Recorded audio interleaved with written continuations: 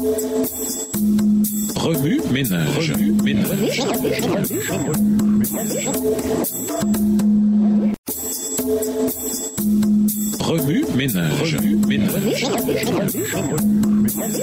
Bienvenue dans notre émission Remue ménage. Voilà la leçon de dimanche. Intérioriser, avoir les dispositions qui sont en Jésus-Christ. En tant que chrétien, avoir l'esprit du Christ est essentiel à notre marche spirituelle. Si davantage de chrétiens professaient réellement l'esprit du Christ dans leurs attitudes et leurs pensées, le monde serait bien meilleur. Paul a exhorté les croyants du monde entier en ces termes. Ayez en vous la pensée qui était en Christ, Jésus. Philippiens 2, verset 5, version Colombe. Laisser faire quelque chose ou ne pas empêcher qu'elle se produise, c'est permettre que cette chose se produise. Cela nécessite un choix. Nous devons choisir de laisser Dieu faire ce que nous ne pouvons pas faire nous-mêmes. Puisque Dieu nous conduit dans la bonne direction, il ne nous reste qu'à lui demander de nous donner la force de s'engager dans cette direction. À chaque étape du chemin, nous dépendons entièrement de lui. Comme l'a écrit Paul, Dieu agit parmi vous. Il vous rend capable de vouloir et de réaliser ce qui est conforme à son propre plan. Verset 13. Paul a écrit sa lettre aux Philippiens depuis sa prison à Rome, où sa liberté et ses déplacements étaient très limités. Si quelqu'un avait le droit de se plaindre, c'était bien lui. Et cependant, sa lettre souligne l'importance de se réjouir même dans les circonstances les plus difficiles, ce qui, une fois de plus, nécessite un choix. La foi de Paul en la providence divine est restée forte même dans les circonstances les plus décourageantes. Philippiens 1, les versets 12 à 14. L'église de Philippe connaissait certaines tensions réelles entre ses membres. Philippiens 4, verset 2. Vous savez peut-être à quoi ça ressemble, parce que vous l'avez constaté dans votre propre église ou université. Paul demanda aux membres d'église d'avoir un même sentiment, un même amour, une même âme, une même pensée. Philippiens 2, verset 2, version du second. L'unité de pensée n'est possible que si chacun de nous reçoit l'esprit du Christ. Cette unité ne peut se réaliser qu'à condition de renoncer à nos ambitions égoïstes et à notre propre orgueil et de considérer humblement les autres comme étant supérieurs à nous-mêmes. Verset 3. Ceux qui ont la pensée du Christ ne se préoccupent pas uniquement de leur propre intérêt, mais considèrent aussi ceux des autres. Verset 4. Avoir l'esprit du Christ, c'est avoir la même attitude que Jésus et nous comporter avec les autres de la même manière que lui. La Nouvelle Bible seconde, NBS, apporte un éclairage supplémentaire par cette simple déclaration. Que chacun, au lieu de regarder à ce qui lui est propre,